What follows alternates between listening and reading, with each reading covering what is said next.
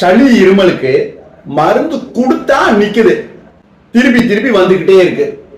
இந்த ஸ்கூல் ஆரம்பிச்சதுல இருந்து இதே பிரச்சனையா இருக்கு. மருந்து போடுறோம், ஒரு 2-3 நாள் நல்லா இருக்காங்க, மறுபடியும் ஸ்கூலுக்கு அனுப்பிச்சா மறுபடியும் சளி இருமலோட வர்றாங்க. எவ்வளவுதான் மருந்து கொடுக்கறது? எத்தனை தடவை டாக்டர்கிட்ட திருப்பி திருப்பி போறது? இப்படி ஃபீல் பண்ற பேரண்ட்ஸ் நீங்கன்னா கண்டிப்பா இந்த வீடியோ பாருங்க. தேவையில்லாம அடிக்கடி இருமல் சளிக்கு மருந்து கொடுக்க வேண்டாம்.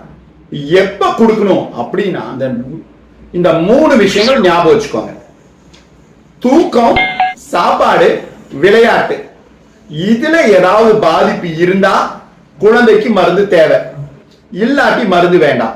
குழந்தை பாட்டு ஒரு 2-3 தடவை இருமுது, ஆனா அது அன்றாட வேலைகளை கரெக்டா தான் பண்ணுது, அதுல எந்தவித ப்ராப்ளம் இல்ல, டிஸ்டர்பன்ஸ் இல்ல அப்படின்னா மருந்து இல்ல.